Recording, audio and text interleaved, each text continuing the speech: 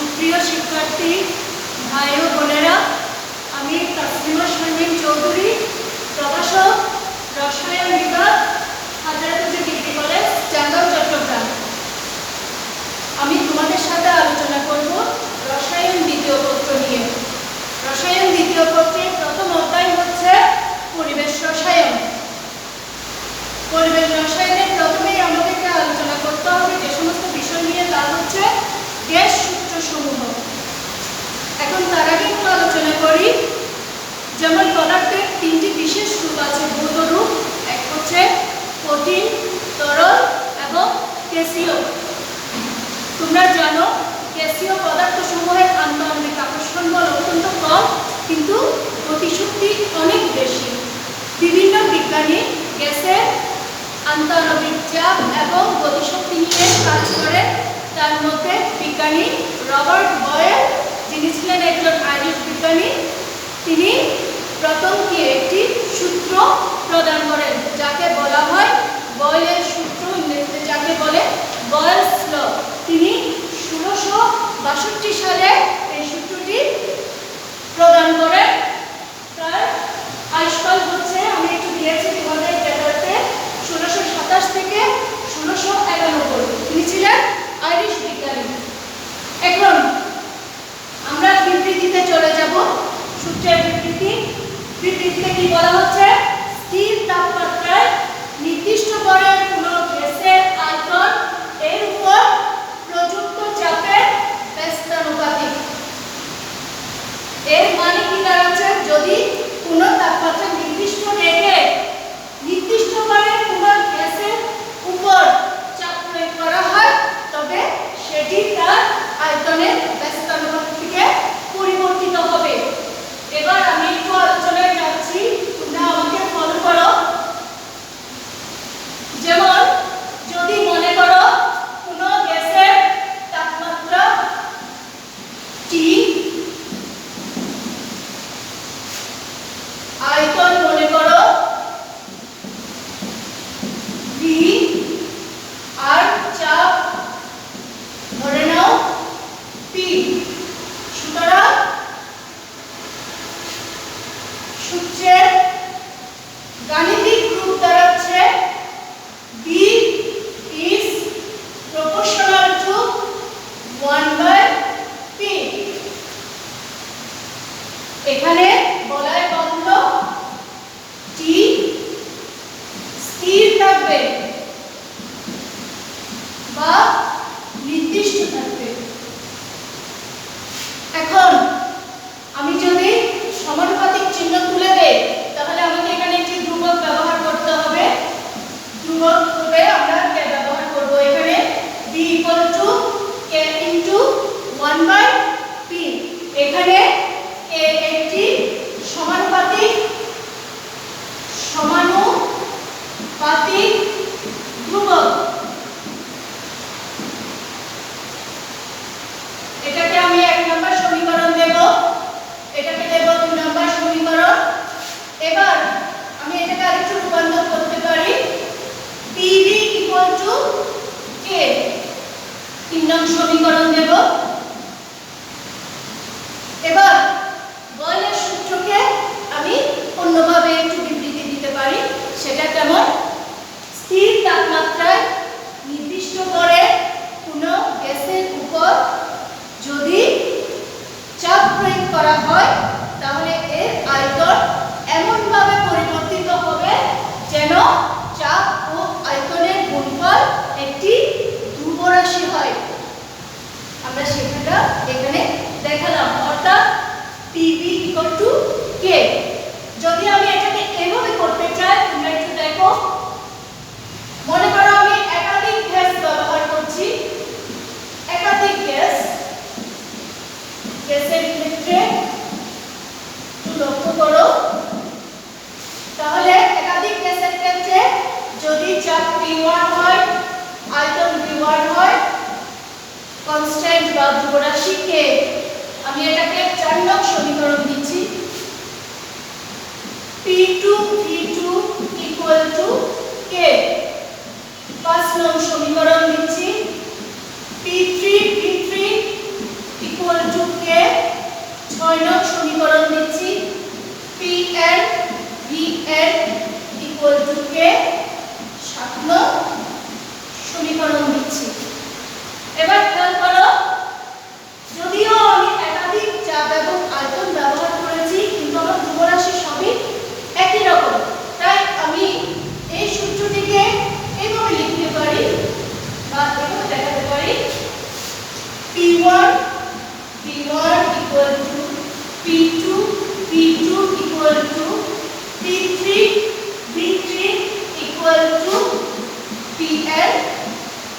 Flame.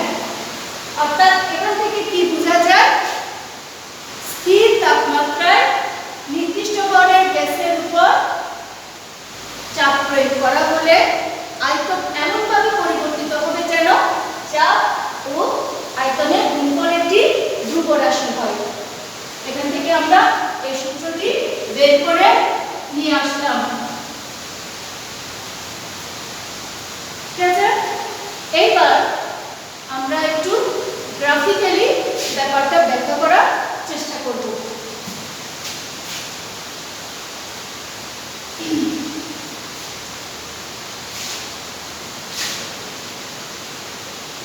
খেয়াল করো,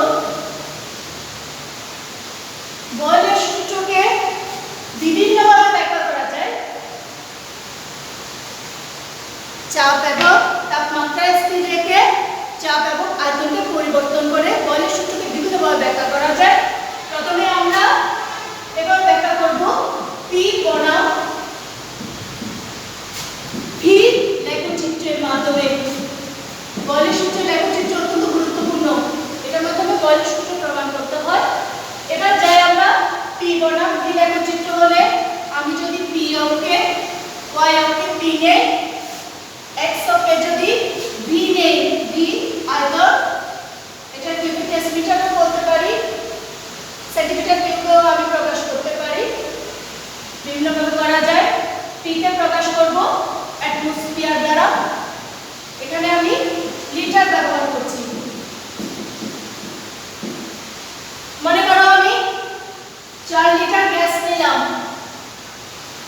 4 litre আয়তনের গ্যাস নিলাম। এখন আমার সূত্রটা কি দাঁড়াচ্ছে, বলের সূত্র হচ্ছে V is proportional to 1/P। তাহলে আমরা লেখচিত্র দেখাচ্ছি P ভার্সেস V। তাহলে আমি এদিকে আমি অ্যাটমসফিয়ার দেখাবো, 1 atmosphere, 2 atmosphere, 3 atmosphere, 3.0, 4 atmosphere পুরো দেখাচ্ছি। আর এদিকে 1 লিটার 1.0 দেখায়, 2, 2.0, 3.0, 4.0 লিটারে প্রকাশ করলাম। এবার দেখো, আমি মনে করো এখানে দেখালাম 4 লিটার আয়তনের একটি গ্যাস, যেটার চাপ হচ্ছে 1 অ্যাটমসফিয়ার। আমি একটু বোল্ড করে দিচ্ছি তোমাদের সুবিধার্থে। 4 লিটার আয়তনের গ্যাসকে আমি 1 অ্যাটমসফিয়ার চাপ প্রয়োগ করলাম, স্বাভাবিক চাপ। এবার আমি যদি চাপ আরেকটু বাড়িয়ে দেই, খেয়াল করো,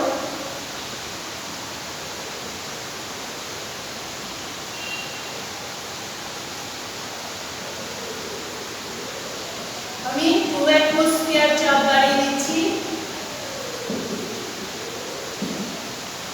দেখো আমার আয়তন কমে গেছে।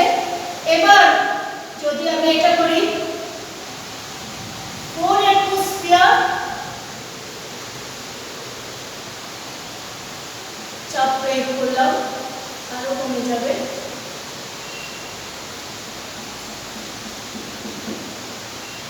এখানে একটা চিহ্ন দিয়ে দেখিয়ে দিচ্ছি আমি, 4.0 অ্যাটমসফিয়ার চাপ বাড়িয়ে দিলাম আমি। দেখা গেল কি, খেয়াল করো, 4 অ্যাটমসফিয়ার চাপ 4 লিটার গ্যাসের উপর প্রয়োগ করলে তার আয়তন কমে যাচ্ছে, 2 অ্যাটমসফিয়ারে আয়তন একটু থাকছে, আর নরমাল অ্যাটমসফিয়ারে আয়তন সবচেয়ে বেশি থাকছে। এবার আমরা একটু গ্রাফটাকে প্রকাশ করার চেষ্টা করি, খেয়াল করো তোমরা।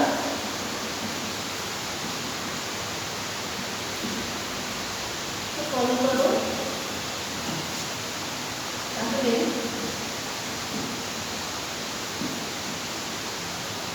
এই ধরনের একটি অধিবৃত্তীয় রেখা বা হাইপারবোলিক রেখা পাওয়া যাবে, যেটাকে আমি আর কিছু দেখাচ্ছি তাহলে যদি না বুঝতে পারো, এই ধরনের অধিবৃত্তীয় রেখা পাওয়া যাবে। পি ভার্সেস ভি অথবা চাপ বনাম আয়তন লেখচিত্রে। তার মানে কি, চাপ যত বেশি হবে আয়তন তত কমে যাবে, আয়তন যত বেশি থাকবে চাপ তত কম হবে। এভাবে আমরা লেখচিত্রটা তোমাদেরকে দেখালাম। তিনটা পাত্রের মধ্যে আমি গ্যাস রাখলাম। তাহলে 4 লিটার গ্যাসকে 1 অ্যাটমোস্ফিয়ার চাপ জুড়ে যতটা সংকুচিত করা যায়, 2 অ্যাটমোস্ফিয়ার চাপ যদি আমি বাড়িয়ে দিই আরো সংকুচিত হবে ওই একই 4 লিটার গ্যাস। আবার 4 অ্যাটমোস্ফিয়ার চাপ যখন আমি বাড়িয়ে দেব আরো সংকুচিত হবে। তাহলে এর মাধ্যমে আমরা প্রমাণ করতে পারলাম যে কি, যতই চাপ বাড়ানো হবে আয়তন তত সংকুচিত হবে, অথবা আয়তন যত বাড়বে চাপ তত কমবে। এইবার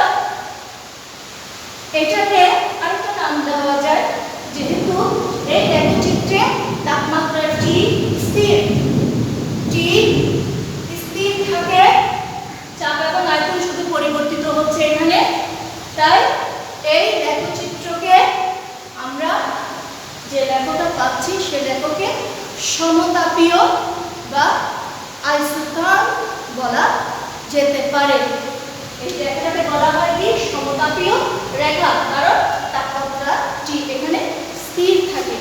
তাহলে একটা লেখচিত্র আমি তোমাদের সামনে ব্যাখ্যা করলাম, আরেকটা লেখচিত্র আমি ব্যাখ্যা করব। এখন দেখালাম তোমাদেরকে পি বনাম ভি লেখচিত্র। এবার দেখাবো আমি তোমাদেরকে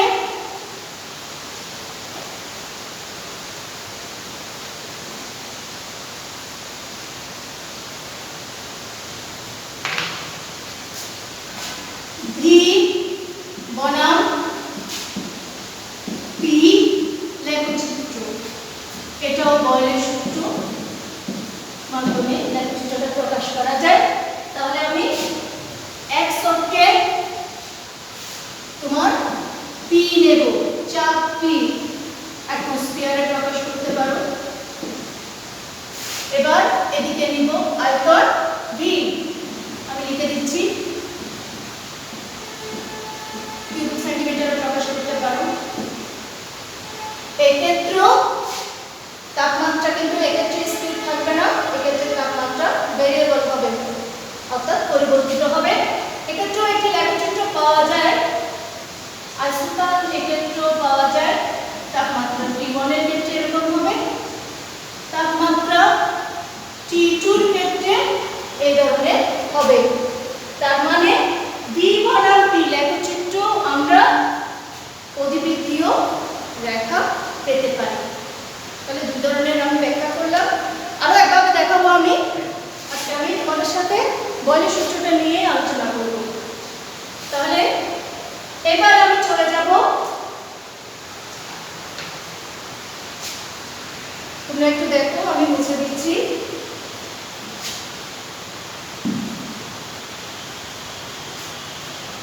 এবার চলে যাব যেখানে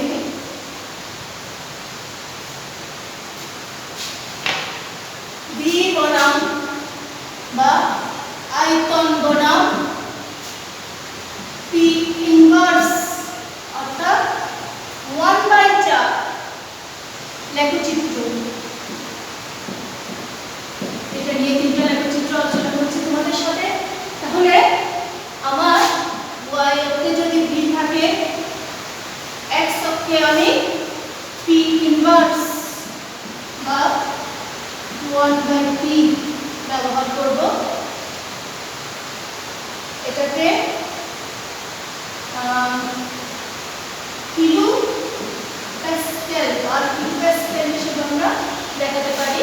কিলো প্যাসকেল একটি চাপের একক, তবে বইতে আছে, একটু দেখে নিবে এককগুলো রূপান্তর তোমার ইয়াতে কেমন করে হয়, যেমন সিজিএস এককে, এসআই এককে কিভাবে এককগুলো রূপান্তর করতে হয় তোমরা একটু দেখে নেবে। এখন আমি এদিকে বি কিউবিক সেন্টিমিটার প্রকাশ করতে পারো, আয়তন এটা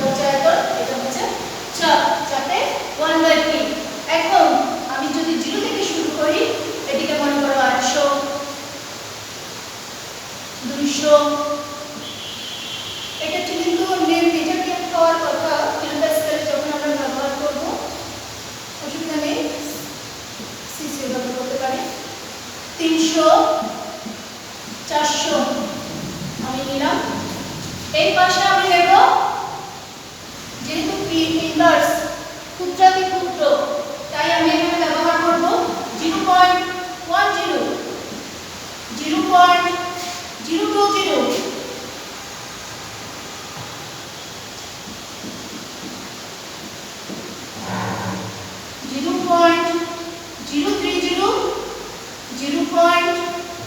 0.040 বিভিন্ন আমি চাপ নিলাম বা অ্যাটমসফিয়ার নিলাম।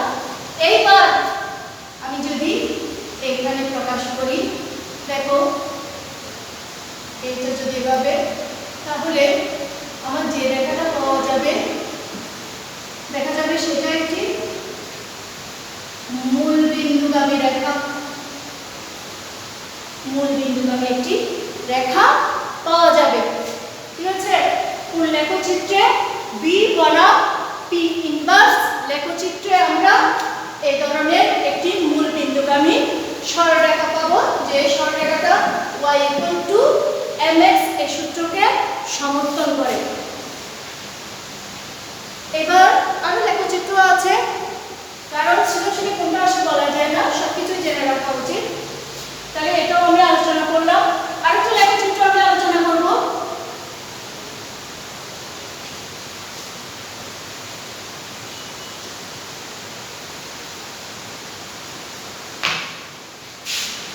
পিবি বনাম পি লেখচিত্র।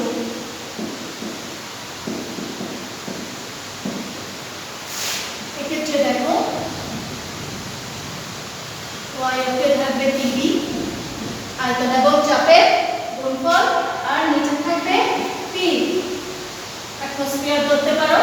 এদিকে যদি তোমার 100, 200, 300 বিভিন্ন সংখ্যাগুলোর রাশি, এদিকে মনে করো 50, জিরো ধরে নাও, 100, 150, 200 বিভিন্ন অ্যাটমসফিয়ার নাও, তাহলে দেখা যাবে একটি x অক্ষের সমান্তরাল সরলরেখা পাওয়া যাবে। কখন? পিবি বনাম পি লেখচিত্রে। এটাও বয়লের সূত্রকে সমর্থন করে। এবার আরেকটা লেখচিত্রে আমি যাব, একটু এদিকে দেখাচ্ছি, যেটা কিনা লগ পি বনাম লগ 1/b লেখচিত্র। 1/b লেখচিত্র সেটা কেমন হবে? y অক্ষে যদি লগ পি আমরা স্থাপন করি, x অক্ষে যদি লগ 1/b স্থাপন করি, তবে y অক্ষকে যে রেখাটা পাওয়া যায় সেটা y অক্ষকে ছেদ করে। এটাও বয়লের সূত্রকে সাপোর্ট করে বা সমর্থন করে। তাহলে আমি পাঁচটি লেখচিত্র দেখালাম, কেমন সেগুলো? পি বনাম বি লেখচিত্র, বি বনাম পি লেখচিত্র, তোমাদের সুবিধাটা আমি লিখে দিচ্ছি। তারপর হচ্ছে বি বনাম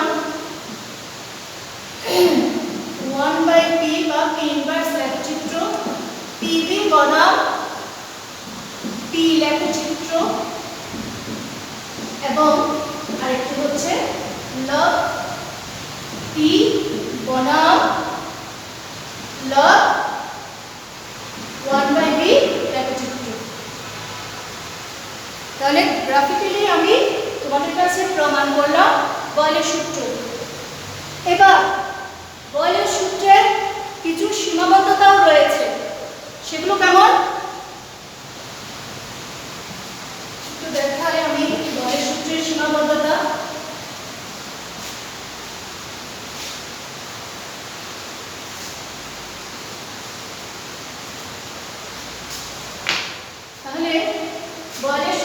সীমাবদ্ধতা।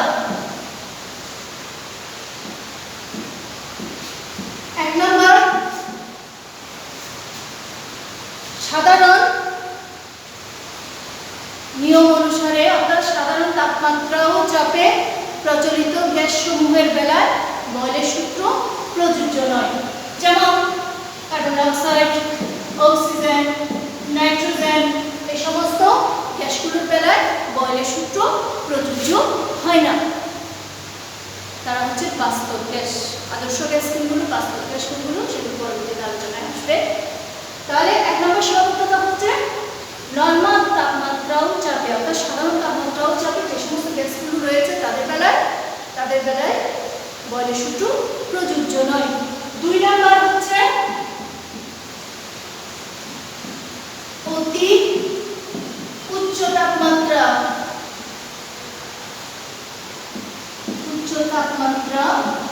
ও নিম্ন চাপে বয়লের সূত্র প্রযোজ্য।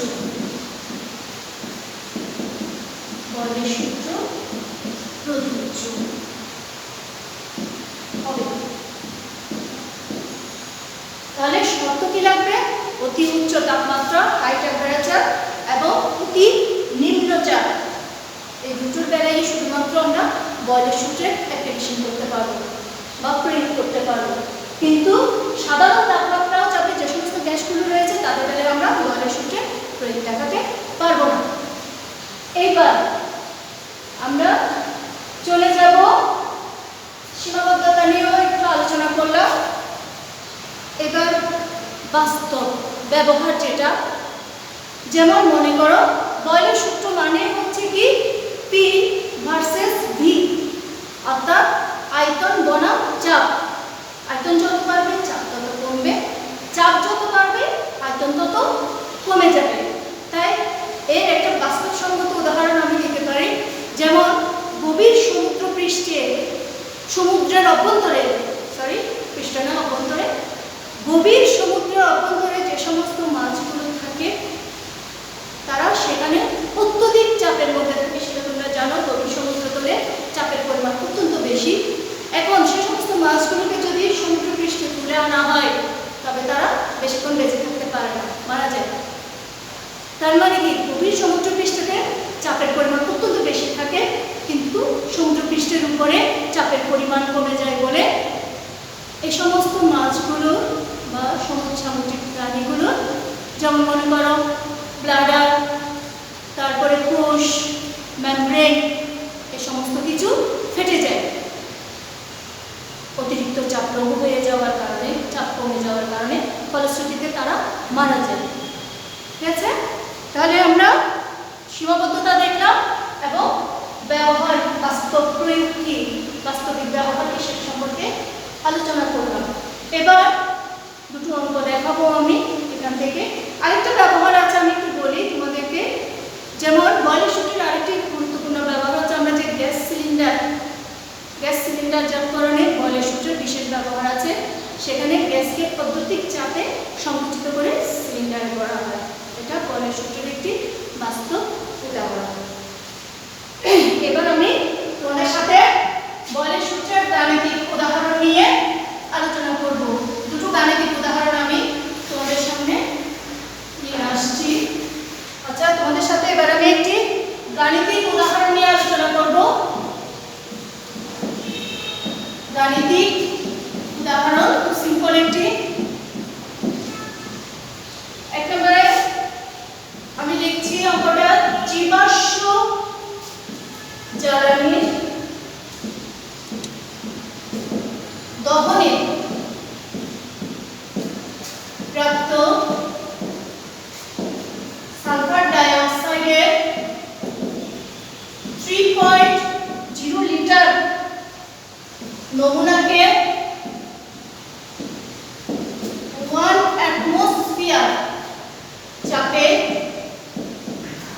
একটি পাত্রে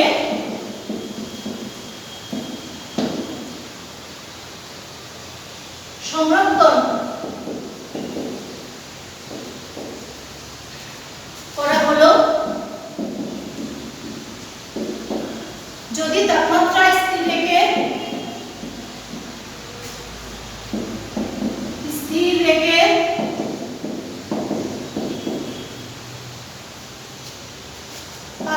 থেকে 5 অ্যাটমসফিয়ার চাপ প্রয়োগ করা হয়, তবে গ্যাসটির পরিবর্তিত আয়তন কত হবে? এখানে দেখো কি দেওয়া আছে আমার। মনে করো আমার যে বলের সূত্রটি অ্যাপ্লাই করতে হবে, সূত্রটা হচ্ছে P1 V1 P2 V2। এখন আমার কি কি দেওয়া আছে এখানে? মনে করো V1 দেওয়া আছে 3.0 লিটার, P1 দেওয়া আছে 1 অ্যাটমসফিয়ার,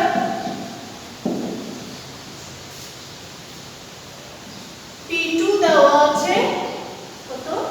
5 অ্যাটমসফিয়ার, কিন্তু V2 দেওয়া নেই। V2 আমাকে বের করতে হবে। তাহলে আমি এখান থেকে রূপান্তরে চলে যাই।